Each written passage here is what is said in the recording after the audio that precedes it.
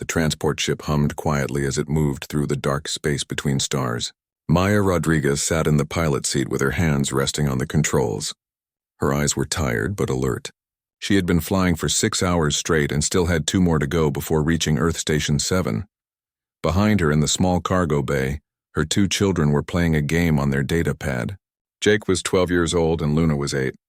They were good kids who knew how to stay quiet when Mom was working. Maya glanced at the navigation screen. Everything looked normal. She was carrying medical supplies to the outer colonies. Basic stuff like bandages, antibiotics, and diagnostic equipment. Nothing fancy or illegal. Just things that people needed to stay healthy. The colonies were always running short on medicine, and Maya liked helping when she could. It made her feel useful. It made her feel like she was doing something good in a galaxy that often felt too big and too cold. The console beeped. Maya looked at the display and felt her stomach tighten. A checkpoint. She had not expected one here. This was supposed to be a clear route. The checkpoint appeared on her screen as a cluster of ships blocking the way forward. She could see the symbols on the ships. Krithian Empire. Maya felt her jaw clench. The Krithians were known for being difficult. They did not like humans very much. They thought humans were too aggressive and too unpredictable. Maya had dealt with Krithians before and it never went smoothly. She pressed the button on her console. A voice came through the speakers. It was rough and harsh. The Krithian language always sounded like rocks grinding together. The translation software kicked in a moment later. The voice said to stop her ship and prepare for inspection. Maya took a deep breath. She looked back at her children. Jake had already noticed something was wrong. He was a smart kid who paid attention. Luna was still focused on her game. Maya gave Jake a small nod that meant everything would be fine. She hoped it was true. The transport slowed to a stop.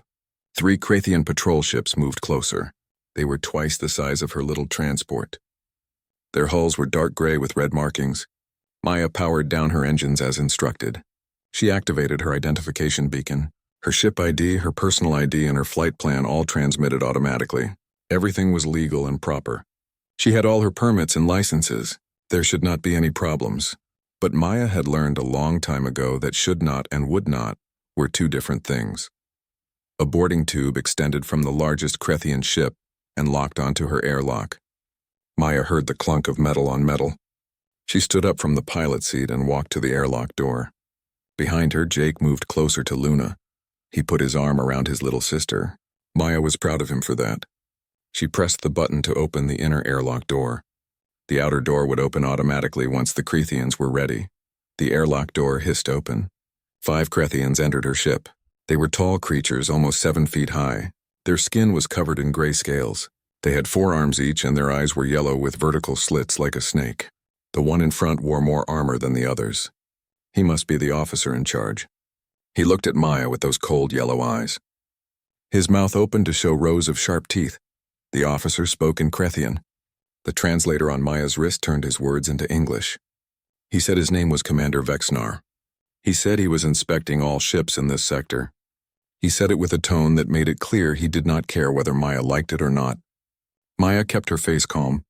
She had dealt with bullies before. In the military and out of it, the key was to stay calm and not give them what they wanted. They wanted fear. They wanted anger. She would give them neither. Maya told Vexnar her name and showed him her identification. She explained she was carrying medical supplies to the outer colonies. She offered to show him her cargo manifest. Vexnar looked at the data pad she handed him. He barely glanced at it before tossing it back to her. He said something in Krithian that made the other soldiers laugh. The translator did not pick it up, but Maya could guess it was not polite. Vexnar looked past Maya toward the cargo bay. His eyes found Jake and Luna. The Krithian commander walked past Maya without asking permission. His soldiers followed him. Maya felt her muscles tense, but she did not move. She turned and followed them into the cargo bay. Vexnar was looking at her children now. He said something else in Krithian. This time the translator caught it. He asked if these were her offspring. Maya said yes. Vexnar made a sound like a cough. He said humans breed like rodents. He said it was no wonder they were always causing problems in the galaxy when they made so many children. Maya felt heat rising in her chest, but she kept her voice level. She asked if there was a problem with her cargo. Vexnar ignored her question. He asked where the father of her children was. Maya said that was not relevant to the inspection. Vexnar's yellow eyes narrowed. He said everything about a human was relevant. He wanted to know if the father had abandoned them. That was typical human behavior, he said. Humans were not capable of proper family bonds. Behind Maya, Jake stood up. His fists were clenched. Maya held up one hand without looking back. Jake knew what that meant. He sat back down. Luna looked scared now. She had stopped playing her game. She was watching the big scary aliens in their ship. Maya wanted to go to her daughter and tell her it would be okay, but she could not show weakness now. Not in front of Vexnar. Maya told Vexnar that her cargo was properly documented and legal. She said he could inspect it if he wanted, but she requested that he do it quickly so she could continue her mission. The medical supplies were needed urgently at the colony. Vexnar laughed. It was an ugly sound. He said he would take as long as he wanted. He said maybe the supplies were not legal at all. Maybe they were weapons disguised as medicine. That would be a typical human trick. The Creathian soldiers began opening the cargo containers. They pulled out boxes of bandages and bottles of pills. They scattered things across the floor. They were not looking for anything. They were just making a mess. They were showing Maya that they had power and she did not. Vexnar watched it all with satisfaction. He looked at Maya and said something about single human mothers being a burden on society. He said her children would probably grow up to be problems just like all humans. That was when Luna started crying. She was only 8 years old and there were scary aliens tearing apart their ship. Jake put his arms around her and tried to comfort her. Maya felt something shift inside her. It was like a switch being flipped. Her civilian mask was still in place, but underneath it, something very different was waking up. Something that had been trained in the military academies of Earth. Something that had survived battles that would give these Creathians nightmares. Vexnar heard Luna crying. He walked toward the children. Maya moved to intercept him, but 2 Creathian soldiers blocked her path. Vexnar leaned down toward Luna. He said she was making too much noise. He said human children were weak and pathetic. He reached out one of his 4 hands toward Luna's arm. He said he would teach her to be quiet. Maya's voice cut through the air like a knife. She spoke one word. Stop. It was not loud, but it carried weight. Everything in the cargo bay seemed to freeze. The Creathian soldiers stopped moving. Vexnar paused with his hand inches from Luna. He turned to look at Maya. What he saw in her eyes made him hesitate. The human woman's face was completely calm, but her eyes were different now. They were cold and calculating. They were the eyes of someone who had killed before and would do it again if necessary. Maya spoke again. Her voice was quiet and controlled. She identified herself by her full military designation. Lieutenant Commander Maya Rodriguez, service number 7743 Alpha 9, decorated veteran of the Sigma War, survivor of the siege of New Byzantium, holder of the Terran Cross for valor. The words hung in the air. The Creathian soldiers looked at each other. Even Vexnar seemed uncertain now. Maya continued speaking. She cited Galactic Treaty Law Section 47 regarding the protection of minors during checkpoint inspections. She stated that any physical contact with her children without cause would be considered assault under council law. She gave Vexnar one warning. Step away from her daughter. Her hand had moved to her belt. The Creathians had not noticed, but there was an emergency beacon there. One press and this whole situation would be on record. For a long moment, nobody moved. The cargo bay was silent except for Luna's quiet crying and the hum of the ship's systems. Vexnar looked at Maya. He looked at his soldiers. He looked back at the small human woman who was somehow making 5 armed Creathian warriors nervous. His pride warred with his common sense. Pride won. He reached for Luna anyway. That was his mistake. What happened next took 7 seconds. 7 seconds that would be replayed and analyzed across the galaxy for years to come. Maya moved with a speed and precision that seemed impossible for someone who had been standing still a moment before. Her body became a blur of controlled motion. She was not angry. She was not scared. She was simply doing what needed to be done. The first Creathian soldier blocking her path reached for his weapon. Maya's hand shot out and grabbed his wrist. She twisted and the soldier's arm bent at an angle that made him cry out. She used his own momentum to spin him into the second soldier. They both crashed into a cargo container. Before they could recover, Maya was already moving past them toward Vexnar. Vexnar's hand was still reaching for Luna. Maya crossed the distance in 2 steps. She grabbed his outstretched arm with both hands and pulled down hard. The Crethean commander was much larger than her, but physics did not care about size. She used his forward momentum against him. Vexnar stumbled forward, and Maya swept his legs out from under him. He hit the deck hard. The sound of his armor hitting metal echoed through the cargo bay. 2 more Crethean soldiers rushed at Maya from different directions. She ducked under the first one's grab and drove her elbow into his midsection. The soldier's armor absorbed most of the impact, but it still knocked the air out of him. The second soldier tried to tackle her from behind. Maya dropped to one knee and the soldier flew over her. He crashed into the wall with a heavy thud. The 5th soldier had finally gotten his weapon out. It was a stun baton that crackled with blue energy. He swung it at Maya's head. She leaned back and the baton passed inches from her face. While the soldier was off balance from his swing, Maya kicked the baton out of his hand. It clattered across the floor. She followed up with a palm strike to his chest that sent him stumbling backward into his companions. Maya was now standing between her children and all 5 Crethean soldiers. Her breathing was steady. Her hands were raised in a defensive position. She had not drawn any weapon.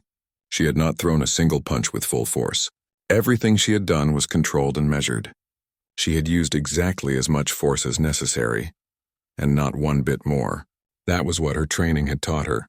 That was what separated a warrior from a thug. Vexnar pushed himself up from the floor. His yellow eyes were wide with shock and anger. He shouted something in Crethean. The translator picked it up. He was ordering his soldiers to restrain Maya, but none of them moved. They had all felt her speed and skill. They knew she had been holding back. They knew she could have hurt them much worse if she wanted to. They looked at each other uncertainly. Maya spoke. Her voice was calm and clear. She told Vexnar that she had committed no crime. She had defended her children from assault, as was her right under Galactic Council law. She had used only non-lethal force. She had not damaged any Crethean equipment. She had not fired any weapons. Everything she had done was legal and justified. She told him to check the security footage. It would show everything. That was when Maya realized something. The cargo bay had cameras. Her ship had cameras. But so did the Crethean boarding tube. And so did the checkpoint station itself. Everything that had happened was on record. Multiple records, from multiple angles. There would be no way to hide it or change it. The truth was captured in digital perfection. Vexnar seemed to realize this too. His face went from angry red to pale gray. He looked around at his soldiers who were slowly getting back to their feet. He looked at Maya standing protectively in front of her children. He looked at the scattered medical supplies all over the floor. He had made a series of very bad decisions, and now they were all recorded forever. Maya took advantage of his hesitation. She told him that she wanted to file a formal complaint about this inspection. She said she would be reporting his conduct to the Galactic Council. She said she would be requesting a full investigation. Her voice was not threatening. It was simply stating facts. But those facts were more dangerous to Vexnar than any weapon. One of the Crethean soldiers spoke up. He was the one Maya had elbowed. He said something to Vexnar in their language. The translator caught part of it. Something about regulations and consequences. The soldier sounded worried. He was probably thinking about his own career, about what would happen when this footage got out, about how they had just harassed a decorated human war hero and her children. Behind Maya, Jake was holding Luna tight. Luna had stopped crying. She was watching her mother with wide eyes. She had never seen her mom move like that. Neither had Jake. They knew their mother had been in the military. They knew she had been a pilot and an officer. But they had never really understood what that meant until now. Now they saw her as something more than just mom. They saw her as someone who could protect them from anything. Vexnar made a decision. It was probably the first smart decision he had made all day. He ordered his soldiers to leave the ship. He told them to take their equipment and go. His voice was tight and controlled. He was trying to save face. Trying to act like this was his choice and not a retreat. But everyone in that cargo bay knew the truth. He had lost. He had picked a fight with the wrong human. The Crethean soldiers filed out quickly. They kept their eyes on Maya the whole time. They moved carefully like they were afraid she might attack again. But Maya just stood there and watched them go. Her hands were at her sides now. Her breathing was still calm and steady. She looked like she could do this all day if she had to. Bexanar was the last to leave. He stopped at the airlock door and turned back to Maya. He said something in Crethian. The translator turned it into words. He said this was not over. He said she would regret making an enemy of the Crethian Empire. Maya just looked at him. She did not say anything. She did not need to. Her eyes said everything. They said she had faced worse enemies than him. They said she was not afraid. They said she would do exactly the same thing again if she had to. The airlock door closed. Maya waited until she heard the boarding tube disconnect from her ship. She waited until her sensors showed the Crethian ships moving away. Only then did she lower her guard. Only then did she turn around to face her children. Jake and Luna ran to her. They wrapped their arms around her. Maya hugged them back. Her hands were shaking now.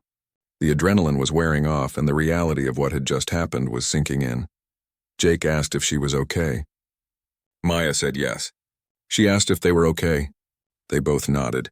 Luna asked why those aliens were so mean. Maya did not have a good answer for that. She just said that some people were scared of things they did not understand. And sometimes scared people acted mean because they did not know what else to do. It was not a perfect explanation, but Luna seemed to accept it. Maya went back to the pilot seat. Her hands were still shaking as she started the engines. She needed to get away from this checkpoint. She needed to get her kids to safety. She would deal with the official complaints later. Right now, she just needed to fly. Flying was something she understood. Flying was something she could control.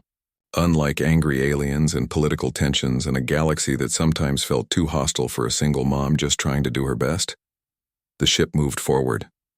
The Crethian checkpoint grew smaller behind them. Maya kept checking her sensors to make sure they were not being followed, but the Crethians let them go. Maybe they really did realize they had made a mistake. Maybe they were already trying to figure out how to bury this incident. Good luck with that, Maya thought. In an age of instant communication and permanent recordings, nothing stayed buried for long. What Maya did not know yet was that the footage was already spreading. One of the other ships at the checkpoint had been transmitting the whole time. A merchant vessel from the Velnari system had watched everything through their external cameras. The captain of that ship had immediately sent the footage to his home office. From there it had gone to the Velnari news networks, and from there it was spreading across the galaxy like wildfire. By the time Maya docked at Earth Station 7 3 hours later, she was famous. She did not know it yet. She was focused on unloading the medical supplies and making sure Jake and Luna got something to eat. She was thinking about filing her complaint with station security. She was thinking about calling her sister to tell her what happened. She was not thinking about the fact that millions of beings across dozens of worlds were watching video of her, taking down 5 Crethian soldiers in 7 seconds. The station security chief met her at the docking bay. His name was Commander Harris. He was an older human with gray hair and tired eyes. He had been doing this job for 20 years and thought he had seen everything. But when he saw Maya walking down the ramp with her kids, he looked at her with something like awe. He told her they needed to talk. He said it was important. He said the whole galaxy was talking about her. Maya did not understand. She asked what he meant. Harris pulled out his data pad and showed her. There was the video. Crystal clear footage from 3 different angles. It showed everything. Vexnar threatening Luna. Maya moving like lightning. The Crethian soldiers on the ground. And there were comments. Thousands of comments. Millions of views. The video had been posted only 3 hours ago, and it was already the most watched thing on the galactic network. The news spread faster than anyone expected. Within 12 hours of the checkpoint incident, the video had been viewed over 50 million times. It was being discussed on every major news network in council space. Human channels were calling Maya a hero. Some alien channels were calling her dangerous. Others were calling her both. Everyone had an opinion and everyone wanted to share it. Maya sat in a small apartment on Earth Station 7 and watched her life change in real time. News crews were camped outside the station asking for interviews. Her communication device would not stop beeping with messages. Some were supportive. Some were angry. Many were from reporters wanting her story. She had turned off most of her notifications, but she could still feel the weight of all that attention pressing down on her. Jake and Luna were staying with a friend of Maya's who lived on the station. Maya thought it was better to keep them away from the media circus for now. They did not need to see strangers arguing about their mother on the news. They did not need to hear people calling her a violent thug or a brave warrior or whatever label was trending that hour. They just needed to be kids for a while longer. Commander Harris came to visit Maya on the second day. He brought coffee and pastries and a serious expression. He sat down across from her in the small living area and got right to business. The Galactic Council wanted to talk to her. The Earth government wanted to talk to her. The media wanted to talk to her. Everyone wanted a piece of her time and attention. Harris said he could help manage it, but only if she agreed to cooperate. Maya asked what would happen if she refused. Harris said honestly he did not know. The council could not force her to speak. Earth could not force her to give interviews. But the story was not going away. People would keep talking whether she participated or not. Better to control the narrative than let others define it for her. Maya understood the logic, but she did not like it. She had joined the military to serve, not to be famous. Fame felt uncomfortable and exposing. The Galactic Council moved fast. Within 3 days, they announced a formal hearing about the checkpoint incident. They wanted testimony from Maya, from Vexinar, from the other beings present at the checkpoint, and from experts on human behavior and council law. The hearing would be broadcast live across all council networks. It would be watched by billions. Maya had no choice but to attend. If she refused, it would look like she had something to hide. Maya spent those 3 days preparing. Earth's ambassador assigned her a lawyer who specialized in council law. The lawyer's name was Patricia Cole, and she was sharp as a knife. Patricia explained that the hearing was not a trial. Maya was not being charged with anything. But it was important. How Maya presented herself and her actions would affect human relations with the Krethian Empire, and possibly other species. No pressure, Patricia said with a small smile. During the preparation, Patricia asked Maya about her military service. Maya told her about the Sigma War, about the months spent fighting against an enemy that wanted to wipe out human colonies, about losing friends and watching good people die, about the siege of New Byzantium, where she had held a defensive position for 3 days straight while evacuating civilians, about earning the Terran Cross by piloting a damaged ship through enemy fire to save 300 colonists trapped on a station. Patricia listened and took notes. She asked about Maya's husband. Maya's jaw tightened. She said Alex had been a good man and a great father. He had died 3 years ago in a reactor accident on a deep space station. He had stayed behind to shut down the reactor manually and save the crew. He did not make it out. Maya had been left alone with 2 children and a chest, full of medals that meant nothing when she was trying to explain to Jake and Luna why Daddy was never coming home. Patricia asked if Maya wanted to talk about Alex during the hearing. Maya said no at first. Then she thought about it. She thought about Vexnar's words at the checkpoint, about how he had insulted her family and her status as a single parent. Maybe the galaxy needed to understand. Maybe they needed to know that single parents were not weak or careless. They were people dealing with loss and doing their best to raise children alone. It was hard and it was exhausting, and it deserved respect, not mockery. The day of the hearing arrived. Maya dressed in her formal clothes, not her military uniform because she was retired from active service, just a simple suit that looked professional. Patricia had advised against the uniform anyway. She said it might make Maya look too aggressive. Better to appear as a civilian mother who had been forced to defend her children. That was the truth anyway. The hearing took place in the council chambers on Station Unity. It was a massive room with seats for representatives from over 40 species. The ceiling was high and covered with displays showing the proceedings from multiple angles. Maya walked in and felt the weight of thousands of eyes on her. Not just in the room but across the galaxy. Billions of beings were watching this moment. The council speaker was a Zenthari named Kolvar. The Zenthari were tall blue beings with 3 eyes and a reputation for fairness. Kolvar explained the purpose of the hearing. They wanted to establish the facts of what happened at the checkpoint. They wanted to determine if any laws were broken. They wanted to prevent similar incidents in the future. The hearing was not about punishment but about understanding. Vexinar testified first. He looked different than he had at the checkpoint. Smaller somehow. Less confident. He told his version of events. He said he was conducting a routine inspection. He said Maya had become hostile and attacked his soldiers without provocation. He said she was dangerous and should face charges for assault. His voice was steady, but Maya could see his hands shaking. He knew the video contradicted his story. He was hoping the council would take his word anyway. Then they played the video. All three angles. The entire chamber watched in silence. They saw Vexnar insulting Maya. They saw him scattering her cargo. They saw him threatening Luna. They saw Maya's warning. They saw Vexnar reaching for the child anyway. And then they saw what Maya had done. 7 seconds of precise controlled violence. Not a wasted movement. Not an ounce of excessive force. Just a mother protecting her daughter with the skills she had learned in war. The chamber stayed silent after the video ended. Kolvar asked Vexnar if he wanted to change his testimony. Vexnar's face went gray. He said the video did not show the full context. He said Maya must have done something before the recording started.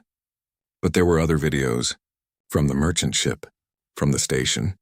They all showed the same thing. Vexnar had no defense.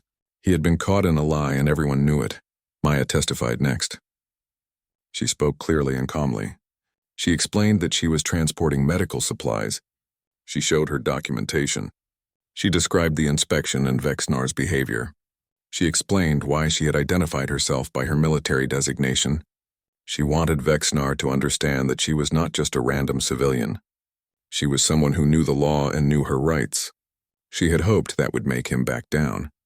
The questions came from multiple council members. A Krethian representative asked why she had not simply complied with Vexnar's orders. Maya said she had complied until he threatened her child. That was the line she could not allow him to cross. A human representative asked if she regretted her actions. Maya said no. She would do the same thing again. A parent's duty was to protect their children. Everything else was secondary. A Velnari representative stood up. Maya recognized him from the merchant ship footage. His name was Captain Zelvan. He said he had been at the checkpoint and witnessed everything. He said Maya had shown remarkable restraint. He said in his culture, threatening someone's offspring was considered an act of war. He said Maya had every right to respond as she did. In fact, he said she had been more merciful than many Velnari would have been in the same situation. Other witnesses testified. The soldiers who had been on Maya's ship admitted that Vexnar had ordered them to be aggressive. They said he had wanted to make an example of a human. They said he had specifically targeted Maya because she was alone with children. They thought she would be easy to intimidate. They had been wrong. The soldiers spoke quietly and would not meet Vexnar's eyes. They knew their commander had disgraced them all. Expert witnesses spoke about human protective instincts. A xenopsychologist explained that humans had evolved as social creatures who protected their young at all costs. Threatening a human child, especially in front of the parent, was one of the most dangerous things someone could do. It triggered deep instincts that overrode rational thought. The fact that Maya had remained so controlled was actually remarkable. Most humans in that situation would have been far more violent. A legal expert spoke about council law. She explained that Maya had broken no laws. She had the right to defend herself and her children. She had used proportional force. She had not caused permanent injury to anyone. She had not damaged property. Everything she did was legal under both human and council law. In fact, Vexnar had broken multiple laws: harassment, abuse of authority, threatening a minor, and filing a false report. The evidence was clear and overwhelming. The hearing lasted 6 hours. When it was finally over, the council announced their decision 2 days later instead of 3. Maya was watching the news feed in her apartment when the announcement came. Kolvar stood at the center of the council chambers, looking solemn and official. Behind him were representatives from dozens of worlds. Maya held her breath as Kolvar began to speak.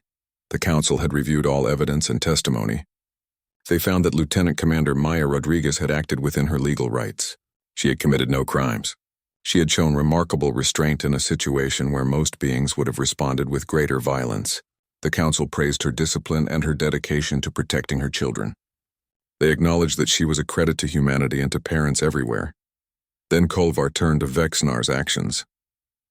The council found that Commander Vexnar had abused his authority.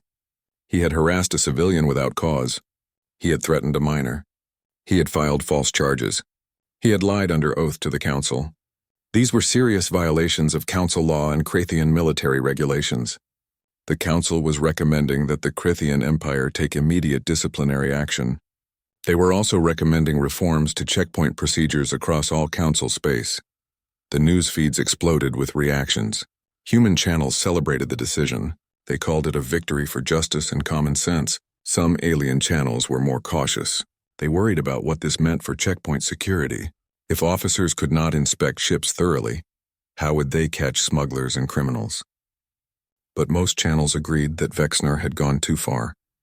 Threatening children was wrong in any culture. Maya felt relief wash over her.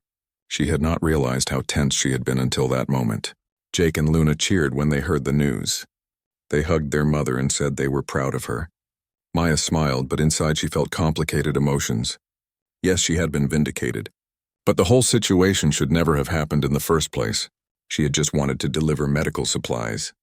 Now she was a galactic celebrity. 2 days after the council decision, Maya received an unexpected message. It was from the Krethian High Command. They wanted to meet with her in person. They wanted to offer an official apology. Maya was suspicious at first. This could be a trap or another form of harassment. But Patricia Cole advised her to accept. It would be a good opportunity to show the galaxy that humans could forgive, that they were not holding grudges. The meeting took place at a neutral location on Station Unity. Maya arrived with Patricia and Commander Harris. The Krethian delegation consisted of 3 high-ranking officers. The leader was General Korvan, a scarred veteran who commanded respect. He looked at Maya with his yellow eyes and bowed his head. In Krethian culture, bowing was a sign of deep respect or apology. It was not done lightly. General Korvan spoke through a translator. He said that Vexnar's actions were a disgrace to the Krethian military. He said Vexnar had been stripped of his command and was facing court-martial. He said the Krethian Empire deeply regretted the incident. They had no excuse for how Maya and her children had been treated. He offered formal apologies on behalf of his government and his people. Maya listened carefully. She watched General Korvan's body language. Krethians were hard to read because their faces did not show emotion the same way human faces did. But his voice carried weight and sincerity. He was not just saying words. He meant them. Maya accepted the apology. She said she held no ill will toward the Krethian people. She understood that every species had individuals who made poor choices. What mattered was how the leadership responded to those choices. General Korvan seemed relieved. He said something else. He said he had reviewed Maya's military record. He said she had fought with honor during the Sigma War. He said the siege of New Byzantium was taught in Krethian military academies as an example of defensive tactics. He had not known that the hero of New Byzantium was the same person Vexnar had harassed. If he had known, the situation would have been handled very differently. Maya did not know what to say to that. She just nodded. The meeting ended on good terms. General Korvan gave Maya a data chip. He said it contained information about reforms the Krethian Empire was implementing at their checkpoints. Better training for officers, clearer guidelines about the treatment of civilians, special protections for families with children. He said Maya's experience had opened their eyes to problems they had ignored for too long. Sometimes it took a crisis to force change. News of the apology spread quickly. Many beings saw it as a positive sign. The Krethians were known for their pride. For them to apologize so publicly was significant. It showed they were serious about improving relations with humanity. Some human commentators remained skeptical. They said the Krethians were only sorry they got caught. But Maya tried to take it at face value. She wanted to believe that people could learn and change, even proud warrior species like the Krethians. In the weeks following the council decision, Maya started receiving messages from unexpected sources. Single parents from dozens of species reached out to share their stories. They talked about the challenges of raising children alone, about dealing with loss and loneliness, about facing judgment from others who did not understand. Many said Maya's courage at the checkpoint had inspired them. She had shown that single parents could be strong and capable, that they deserved respect. One message came from a Velnari widow who had lost her partner in an industrial accident. She was raising 3 children by herself and struggling to make ends meet. She said watching Maya stand up to Vexnar had given her strength. It reminded her that she was not alone, that there were other parents out there fighting the same battles. Maya wrote back to her. They started corresponding regularly. It was nice to connect with someone who understood. Captain Zelvan, The Velnari merchant who had witnessed the checkpoint incident also stayed in touch with Maya. He said his testimony at the council hearing had made him something of a celebrity in Velnari space. People respected that he had spoken the truth even though it meant contradicting a Krethian commander. He and Maya developed an unexpected friendship. He would message her updates about his trading routes, and she would tell him about Jake and Luna's progress in school. Luna adapted to the attention better than Maya expected. She was only 8 years old, but she seemed to understand that something important had happened. She told her classmates that her mom was a hero who protected people. She wrote an essay for school about bravery. The essay was simple and honest. She wrote that bravery was not about being big or strong. It was about doing what was right even when you were scared. Her teacher submitted the essay to a galactic youth writing competition. Luna won 3rd place out of thousands of entries. Jake had a harder time with everything. He was 12, and at an age where he wanted to fit in with his peers. Being the son of a galactic celebrity made that difficult. Some kids treated him differently now. Some were in awe. Others were jealous. A few made mean comments about his mom being violent. Jake got into a fight defending her honor. Maya had to go to the school and talk to the principal. She was not angry at Jake. She understood why he did it. But she talked to him about better ways to handle criticism. Maya told Jake that people would always have opinions. Some would love her. Some would hate her. Most would fall somewhere in between. What mattered was that their family knew the truth. They knew why Maya had acted the way she did. They knew she was not a violent person. She was a protective parent who had been pushed too far. Jake seemed to understand. He stopped getting into fights. Instead, he started studying harder. He said he wanted to understand aliens better so he could help prevent misunderstandings like the one at the checkpoint. 3 months after the incident, Maya was contacted by the Galactic Council again. This time it was not about the checkpoint. They wanted to offer her a job. They were creating a new position called Special Consultant on Human Affairs. The job would involve advising council members about human culture and psychology. It would help prevent future incidents caused by misunderstandings. The position was part-time and paid well. Maya would have flexibility to care for her children. Maya thought about it for a long time. Part of her wanted to say no. She wanted to go back to her quiet life of flying supply runs. But another part of her recognized the opportunity. She could make a real difference. She could help the council understand humans better. She could prevent other families from going through what she had experienced. After discussing it with Jake and Luna, she accepted the position. They would move to Station Unity where the council met. It would be a big change, but maybe it was time for a new start. Before they moved, Maya took Jake and Luna back to Earth. They visited Alex's grave. It was in a military cemetery outside Denver. Maya had not been there since the funeral 3 years ago. It was hard. Seeing his name carved in stone made everything feel final and permanent, but it also felt necessary. Maya knelt by the grave and told Alex about everything that had happened. About the checkpoint and the hearing and the new job. She told him she was doing her best to raise their kids right. She hoped he would be proud. Jake placed flowers on his father's grave. Luna drew a picture and left it there. It was a picture of their family with Alex as an angel watching over them. 6 months after the checkpoint incident, the Galactic Council passed what they called the Rodriguez Protocols. It was a comprehensive set of regulations designed to protect families and children at all checkpoints throughout Council space. Maya was invited to the signing ceremony. She brought Jake and Luna with her. It felt important for them to see this, to understand that their difficult experience had led to something positive. The ceremony took place in the main council chamber. Representatives from every member species were present. The room was filled with beings of all shapes and sizes. Some breathed oxygen like humans. Others wore environmental suits. Some floated in tanks of liquid. The diversity was stunning. Maya looked around and thought about how amazing it was that all these different species could work together. Even with all their differences and conflicts, they were trying to build something better. Kolvar gave a speech about the importance of protecting the vulnerable. He said that every species valued their young in different ways. But the principle was universal. Children needed protection and families needed respect. The Rodriguez Protocols would ensure that checkpoint officers received proper training. They would learn about different species and their cultural values. They would understand the importance of treating civilians with dignity. Most importantly, they would face consequences if they abused their power.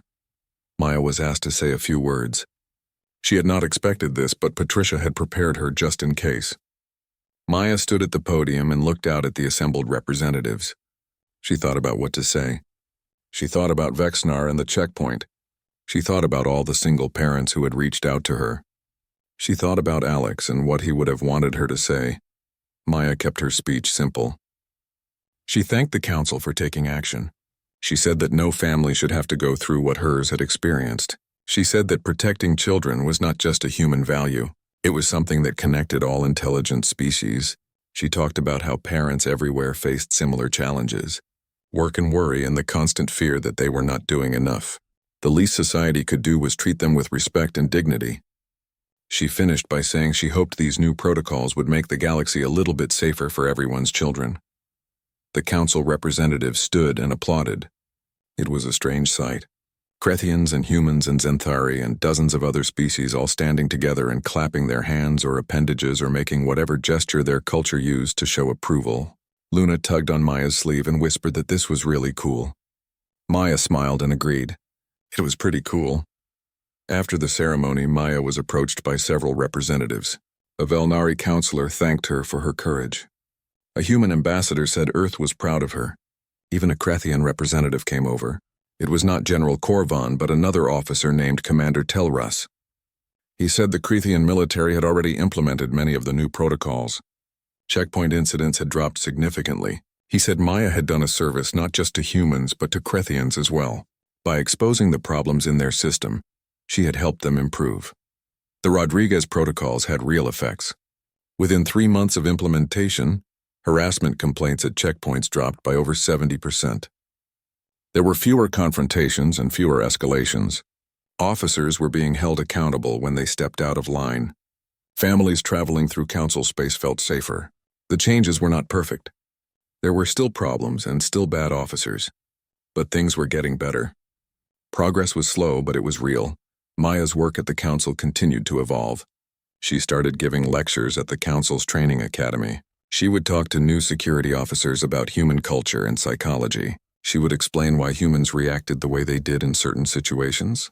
She would use her own experience as a teaching example. The incident at the checkpoint became a case study. Future officers watched the video and discussed what went wrong and how it could have been prevented. The lectures were well received. Many officers thanked Maya for her insights. They said they had not understood humans before. They had thought of humans as aggressive and unpredictable. But Maya helped them see the reasoning behind human behavior. She explained that humans were protective because they formed strong emotional bonds, that they valued individual freedom, because they had fought hard for it throughout their history, that they could be fierce warriors but also gentle parents. Understanding these things made humans less scary and more relatable. Jake's interest in xenodiplomacy grew stronger. He was now 13 and seriously considering it as a career. He spent his free time studying different alien cultures. He learned basic phrases in Krethian and Velnari and Zenthari. He read history books about first contact scenarios and diplomatic negotiations. Maya encouraged him. She thought he would make a good diplomat. He had empathy and curiosity. He wanted to understand others rather than judge them. Those were valuable traits. Luna was thriving in her new school. She had grown more confident since the checkpoint incident. She was no longer the shy little girl who cried when aliens looked at her. She had friends from multiple species. She spoke at school assemblies about her experiences. She told other children that being different was okay, that being scared was okay, that what mattered was having people who loved you and would protect you. Her teachers said she was a natural leader. Maya was proud of both her children and how they had handled everything. One day Maya received a message from an unexpected source. It was from a Krethian woman named Sevara. She was Vexnar's sister. The message was short and awkward. Sevara said she wanted to apologize on behalf of her family. She said her brother's actions had brought shame to their name. She said she had watched the video and been horrified. She wanted Maya to know that not all Krethians were like Vexnar. Most of them respected parents and valued children just like humans did. Maya was touched by the message. She wrote back thanking Sevara for reaching out. She said she held no grudge against the Krethian people. She understood that every species had individuals who made mistakes. What mattered was how communities responded to those mistakes. The fact that Savara felt comfortable reaching out showed that Krethian society was changing, that they were willing to acknowledge problems and work to fix them. Maya and Savara began corresponding occasionally. It was a small connection, but a meaningful one. As the months passed, Maya found herself becoming more involved in advocacy work. Other single parents across the galaxy were organizing support groups. They wanted Maya to be involved. She started attending meetings and conferences. She spoke at events about the challenges of single parenthood. She talked about dealing with loss and loneliness. She talked about the guilt that came with feeling like you were not enough. She talked about the strength it took to keep going when everything felt too hard. The response was overwhelming. Parents from dozens of species told Maya their stories. A Xanthari father who had lost his partner to disease. A Velnari mother whose spouse had left to pursue a career on another world. A human widow whose husband had died in the same reactor accident as Alex. They all shared similar struggles: financial stress, emotional exhaustion, the fear that they were failing their children.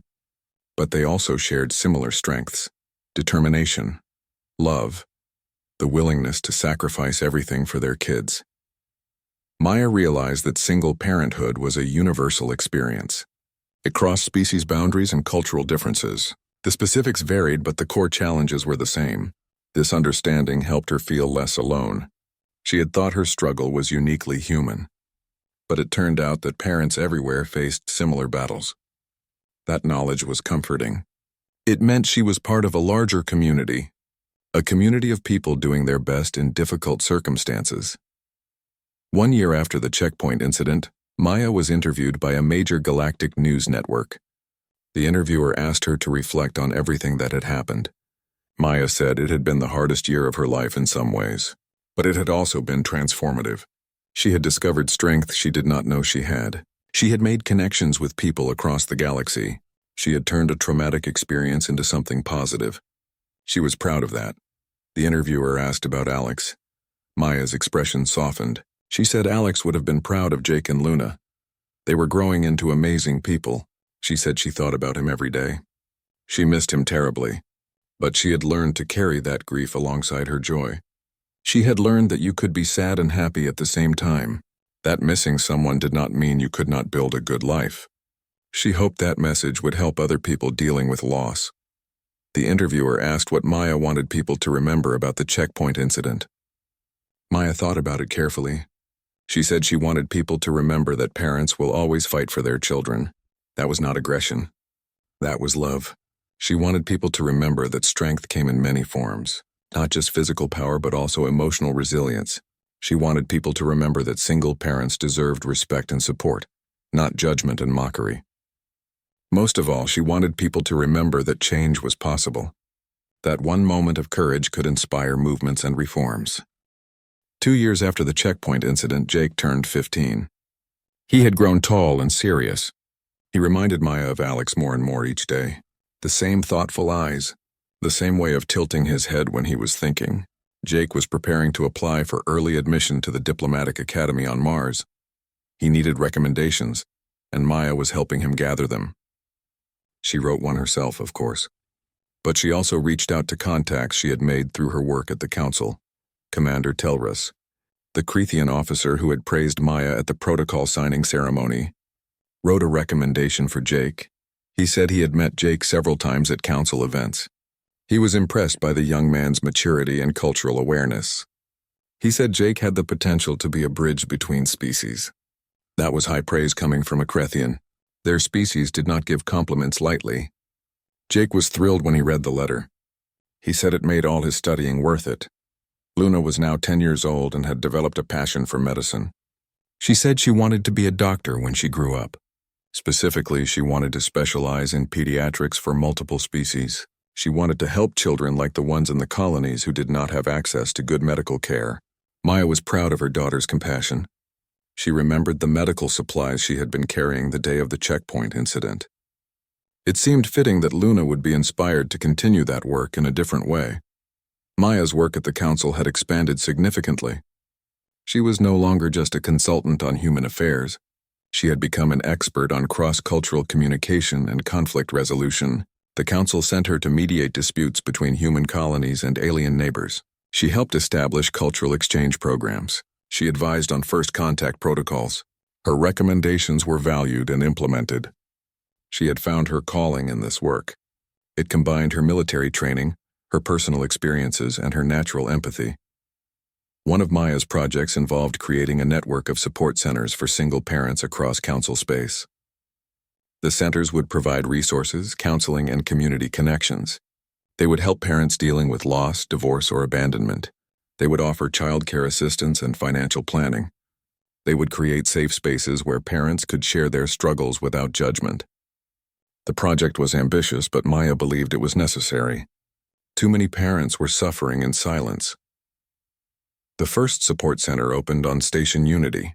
It was a modest facility with meeting rooms, a children's play area, and offices for counselors. Maya attended the opening ceremony with Jake and Luna. She cut the ribbon and gave a short speech.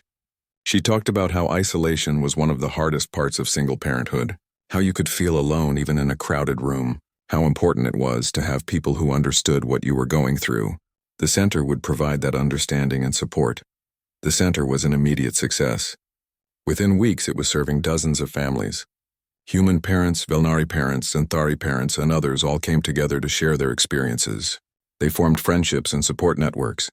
They learned from each other's cultures. A human mother learned Velnari cooking techniques. A Xanthari father learned human lullabies to sing to his children. These small exchanges built bridges between species. They showed that parents everywhere had more in common than they realized. Maya volunteered at the center when she could. She would sit in on support group meetings and share her own story. She talked about losing Alex and the grief that never fully went away. She talked about the guilt of not being able to give her children everything they deserved.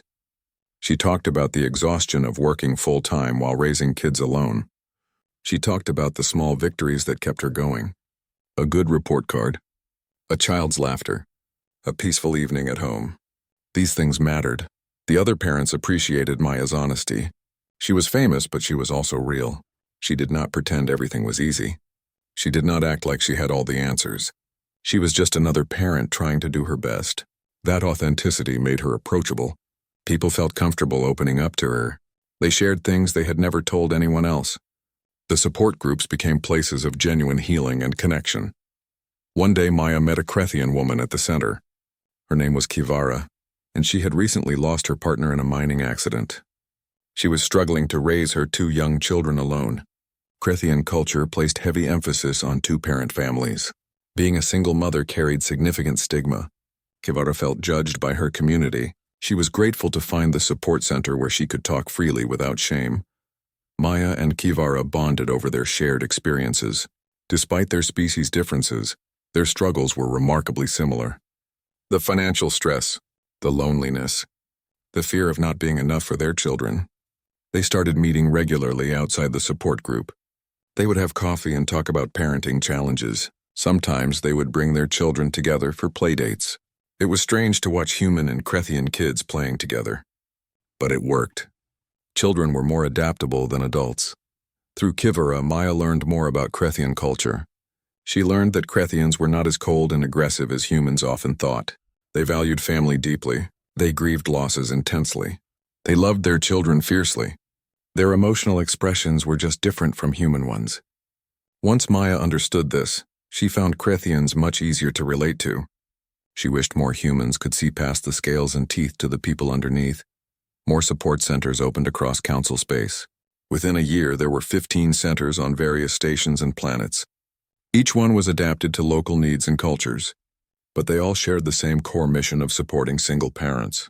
The network grew organically as parents told other parents. Word spread through communities. The centers became recognized as valuable resources.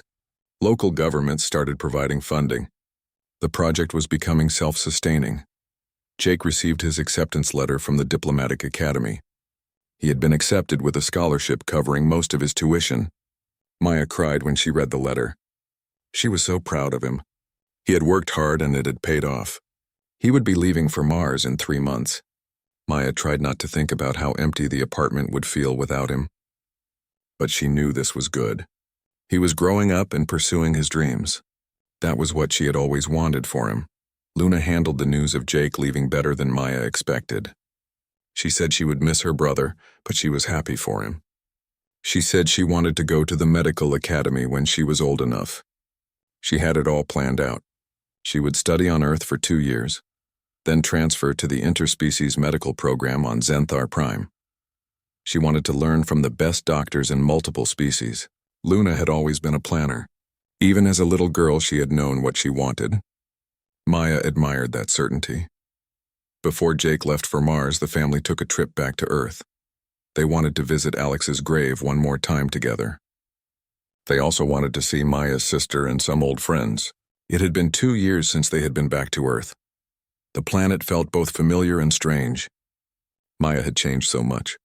She was not the same person who had left. She had grown and learned and transformed. But Earth was still home in some deep way. It always would be. At the cemetery, Jake spoke to his father's grave. He told Alex about getting into the academy. He said he wanted to make him proud. He said he would work hard and become a good diplomat. He said he would look out for Luna and Mom. He said he missed him every day. Jake's voice cracked a little as he spoke. He was still young, still trying to be strong. Maya put her hand on his shoulder and let him know it was okay to cry. They all cried together. Grief did not have a timeline. It came in waves whenever it wanted. Luna left a new picture at the grave. This one showed their whole family, including Captain Zelvin and Kivara, and all their new friends from different species. She had drawn them all holding hands in a big circle. At the center was Alex watching over them all. It was a beautiful image. Maya took a photo of it before they left. She wanted to remember this moment. Her children growing up and building their own connections. Their family expanding beyond just the 3 of them. That was healthy. That was good. They spent a week on Earth visiting family and old friends. Everyone wanted to hear about their life on Station Unity, about Maya's work at the council, about the support centers, about Jake going to the academy. People were proud of them. They said the Rodriguez family was doing Earth proud. Maya appreciated the support, but she did not feel particularly heroic. She was just living her life, just doing what needed to be done, just trying to be a good mom and a good person. Maya's sister Kate threw a going-away party for Jake. Friends from his old school came. Neighbors came. Family came. It was loud and chaotic and wonderful. Jake laughed and joked with his old friends. He promised to stay in touch. He promised to visit during breaks. Luna ran around with the younger kids. Maya stood back and watched her children being happy. That was all she had ever wanted. For them to be happy and healthy and loved. Everything else was just details. On their last night on Earth, Maya took Jake and Luna to their old apartment. The one they had lived in with Alex. 5 years after the checkpoint incident, Maya received an invitation that surprised her. The Galactic Peace Summit was being held on Zenthar Prime, and they wanted her to be one of the keynote speakers. The summit brought together leaders and influencers from across council space to discuss major issues. This year's theme was Unity through Understanding. Maya's work in cross-cultural communication and her personal story made her an ideal speaker. She was both honored and nervous. Public speaking still did not come naturally to her. Jake was now 20 years old and in his final year at the Diplomatic Academy. He had excelled in his studies and already had job offers from several council embassies. He was considering a position with the Human-Creathian Relations Office. It seemed fitting given his family's history with that species. Luna was 15 and attending a specialized high school for students interested in medicine. She spent her weekends volunteering at the Station Unity Medical Center. Both children had grown into remarkable young adults. Maya was proud of them every single day. Maya asked Jake and Luna if they wanted to come to Zenthar Prime for the summit. Jake said he would try to get time off from his internship. Luna said she definitely wanted to come. She had never been to Zenthar Prime and she was curious about Zenthari medical practices. Maya booked their travel and started preparing her speech. She knew what she wanted to say, but putting it into words was challenging. How do you explain in 20 minutes what took 5 years to understand? The week before the summit, Maya had dinner with Captain Zelvan, who was docked at Station Unity for repairs. He had become like family over the years. He brought news from his travels and gifts from distant worlds. Luna called him Uncle Zell even though they were not related. He seemed pleased by this. He said the Velnari did not have a concept of found family, but he was learning to appreciate the human version. Zelvan said the galaxy had changed significantly since the checkpoint incident. There was more awareness of different cultures, more willingness to learn and understand. Checkpoint harassment was rare now. The Rodriguez protocols had become standard practice across most of Council space. Even species that were not Council members had adopted similar guidelines. Maya had sparked a movement without meaning to, just by being a parent who refused to back down. The trip to Zenthar Prime took 3 days on a commercial liner. Maya spent the time working on her speech. She wrote and rewrote. She practiced in front of Luna, who gave honest feedback. Too formal, too casual, too long, too short. Maya appreciated her daughter's input even when it was critical. Luna had grown into a thoughtful young woman with strong opinions. She was not afraid to speak her mind. Maya liked that about her. Zenthar Prime was beautiful.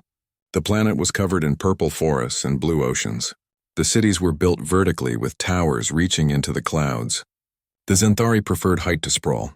They said it allowed them to preserve more natural land. Maya appreciated that philosophy.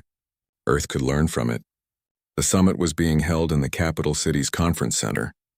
It was a massive structure made of glass and metal that seemed to glow in the sunlight. Jake arrived the night before Maya's speech.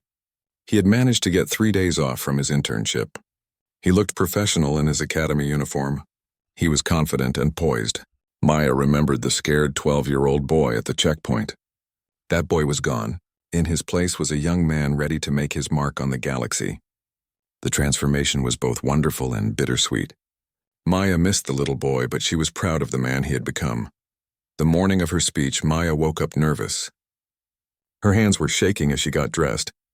Luna noticed and gave her a hug. She told her mom that she would do great. That she always did. Jake made coffee and reminded Maya to breathe. They were good kids. No, they were good adults now. When had that happened? Time moved so fast. Maya wished she could slow it down. But time did not work that way. You could only move forward. The conference center was packed. Thousands of beings filled the main hall. Representatives from every council species were present. There were also observers from non-member species and journalists from across the galaxy. Maya stood backstage and tried to calm her nerves. She was introduced by Kolvar, who had retired as council speaker, but still attended major events. He gave a brief summary of Maya's work and her impact on galactic relations. Then it was her turn. Maya walked onto the stage. The lights were bright. The crowd was silent. She could see Jake and Luna in the front row. They smiled at her. She smiled back. Then she began to speak. She started not with the checkpoint incident, but with Alex. She told the story of meeting him, of falling in love, of building a life together, of having children and making plans for the future.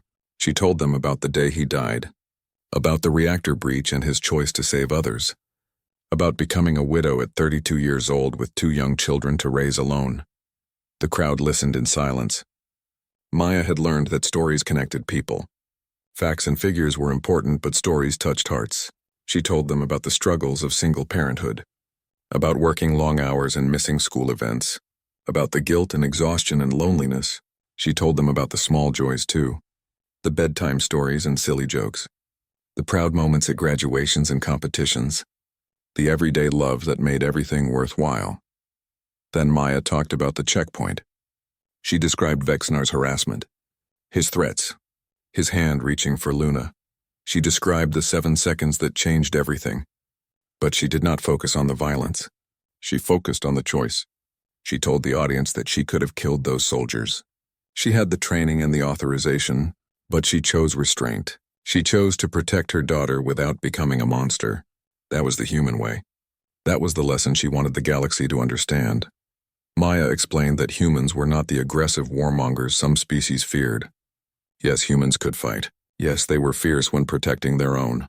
But they were also capable of great compassion and restraint. They valued life. They valued family. They valued doing the right thing even when it was hard. These were not weaknesses. These were strengths. These were the qualities that would help different species work together. Understanding and empathy mattered more than weapons and threats. She talked about the Rodriguez protocols and the support centers, about the friendships she had built with beings from different worlds, about learning that parents everywhere faced similar struggles. She said the checkpoint incident had taught her something important. Different species had different customs and biology, but the core emotions were universal: love, fear, hope, grief, joy. These connected all intelligent beings. Understanding this was the key to peace.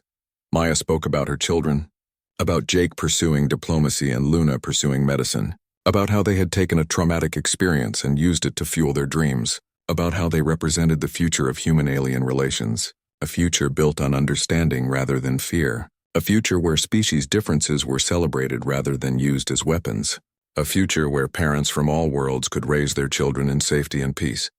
She concluded by saying that she was just one person, one parent who had refused to back down. But one person could start a movement. One moment could change the galaxy. She challenged everyone in the audience to be that person in their own lives, to stand up for what was right, to protect the vulnerable, to build bridges instead of walls, to choose understanding over fear. The galaxy was big enough for all of them. They just needed the courage to share it. When Maya finished speaking, there was a moment of silence. Then the entire hall erupted in applause. Beings of every species rose to their feet. Some were crying. Others were cheering. The applause went on for 7 minutes. 7 minutes for the 7 seconds that had started everything. Maya looked at Jake and Luna. They were both crying and clapping. She smiled at them through her own tears. This was for them. Everything she had done was for them. After the speech, Maya was surrounded by people wanting to meet her. Diplomats and activists, parents and students, beings from species she had never heard of. They all wanted to thank her. They all had stories to share. Maya tried to talk to as many as she could. She shook hands and appendages. She listened to their stories. She gave hugs when appropriate. It was overwhelming but also beautiful. She had touched so many lives without even realizing it. A young Krethian woman approached Maya. She said her name was Rinav, and she was a student studying human psychology. She said Maya's speech had moved her deeply. She said she wanted to dedicate her career to improving Krethian understanding of other species. She wanted to help prevent incidents like the one at the checkpoint. Maya encouraged her. She said the galaxy needed more people like her. People willing to learn and change. People who saw differences as opportunities rather than threats. That evening, there was a formal dinner for summit speakers and attendees. Maya sat at a table with Jake, Luna, and several other guests. One was a Xanthari philosopher who wanted to discuss human concepts of family bonds. Another was a Velnari merchant who had stories about trade routes. The conversation was lively and interesting. Maya felt at ease. This was her life now. 10 years after the checkpoint incident, Maya sat in her office on Station Unity reviewing applications for the newest support center. They were opening their 50th location on a colony world near the frontier. 50 centers across council space. Thousands of families helped. It was more than Maya had ever dreamed possible when she started this project. The centers had become a permanent part of the galactic social infrastructure. They would continue helping families long after Maya was gone. Jake was now 25 and a rising star in the diplomatic corps. He had successfully mediated 3 major disputes between human colonies and their alien neighbors. He was being considered for an embassy position on the Krethian homeworld. The same species that had harassed his mother and sister now wanted him as Earth's representative. It seemed fitting somehow. A full circle. Jake had asked Maya what she thought about it. She told him to follow his heart. If he could handle living on a Krethian world, it would be valuable experience. Luna was 20, and in her second year at Xanthar Prime Medical Academy. She was specializing in pediatric care for multiple species. Her professors said she had a natural gift for working with children. She was patient and kind and could remain calm in emergencies. Luna sent regular messages home telling Maya about her studies, about learning Xanthari healing techniques, about working in clinics that served dozens of different species. She was happy and thriving. That was all Maya had ever wanted for her children. Maya was now 52 years old. Her hair had started going gray. There were lines around her eyes from years of smiling and worrying. She still worked for the council but had reduced her hours. She spent more time mentoring young people who wanted to work in cross-cultural relations. She gave occasional speeches at universities and conferences. But mostly she focused on the support centers and helping individual families. That was where she felt she made the most difference. One afternoon, Maya received a message from someone unexpected. Commander Vexnar. She had not thought about him in years. The message was brief. He said he had been released from prison after serving 7 years. He said he had spent that time reflecting on his actions. He said he wanted to apologize properly, not through official channels or formal statements, just person to person. He asked if she would be willing to meet him. Maya stared at the message for a long time before responding. Finally, she agreed to meet. She was curious what he had to say. They met at a quiet cafe on Station Unity. Vexnar looked different than Maya remembered. Older, smaller somehow. Prison had changed him. He had lost the arrogance that had defined him at the checkpoint. He sat down across from Maya and spoke carefully. He said he had watched the video of that day thousands of times. He said he was ashamed of his behavior. He had let prejudice and pride control him. He had threatened a child because he wanted to feel powerful. There was no excuse for it. Maya listened without interrupting. Vexnar continued. He said prison had been difficult for a former commander. Other inmates had not been kind to him, but he had used the time to learn. He had studied human culture. He had read about protective instincts and family bonds. He had come to understand why Maya had reacted the way she did. He said if someone had threatened his own offspring, he would have done far worse. The restraint Maya showed was remarkable. He had not appreciated that at the time. Vexnar said he wanted Maya to know something. His actions had destroyed his career and his reputation. His family had disowned him. He had lost everything, but he did not blame Maya for that. He blamed himself. He had made choices. He had to live with the consequences. He said he was telling her this not to gain sympathy, just to let her know he understood. He had hurt her family. He had traumatized her children. No amount of apology could undo that, but he wanted to try anyway. Maya thought about what to say. Part of her was still angry at this man. He had threatened Luna. He had put them through hell. But another part of her felt something unexpected. Pity. Vexnar had thrown away his life because of prejudice and pride. He had learned a hard lesson. Maya told him she accepted his apology. She did not forgive him exactly. Forgiveness was complicated. But she accepted that he was genuinely sorry. She hoped he would use his experience to become a better person, to help others avoid making the same mistakes. Vexnar thanked her. He said he was working on a book about his experience, about prejudice and consequences, about learning to see other species as people rather than threats. He hoped it might help young Krithians understand the importance of cultural respect. Maya thought that was a good project. She said if he wanted any input from a human perspective, she would be willing to help. Vexnar looked surprised. He said he would appreciate that very much. They exchanged contact information and parted ways. Maya doubted they would ever be friends, but maybe they could be allies in teaching others. That evening, Maya called Jake and Luna to tell them about the meeting. They both had strong reactions. Jake was curious about what Vexnar had said. He asked thoughtful questions about the man's motivations and sincerity. Luna was angry. She said Vexnar did not deserve Maya's kindness.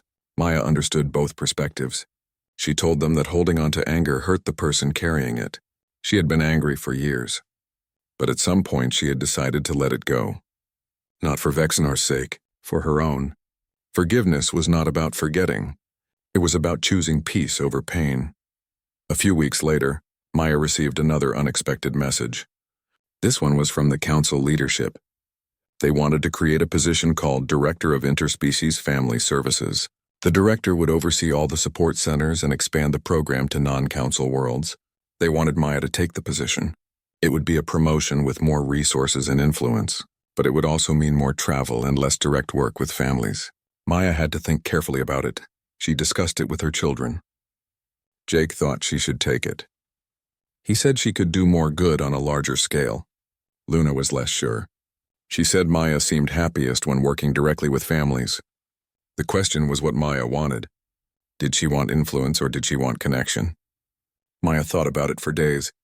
Finally, she made her decision. She would take the position, but only part-time. She would still volunteer at the Station Unity Center 1 day a week. She needed that personal connection to remember why the work mattered. The council agreed to her terms. Maya became Director of Interspecies Family Services with a flexible schedule. She spent her days in meetings and planning sessions. She reviewed proposals for new centers. She trained staff members. She spoke at fundraising events. But every week she spent one day at the original support center. She sat in on group meetings. She talked with struggling parents. She played with children in the daycare. That day kept her grounded. It reminded her that behind all the politics and bureaucracy were real people with real struggles. Jake accepted the position on the Crethian homeworld. He moved there 6 months after Maya became director. It was hard to have him so far away, but they talked regularly through video calls. Jake told her about the challenges of living among Crethians, about learning their customs and earning their respect, about slowly building bridges between their species.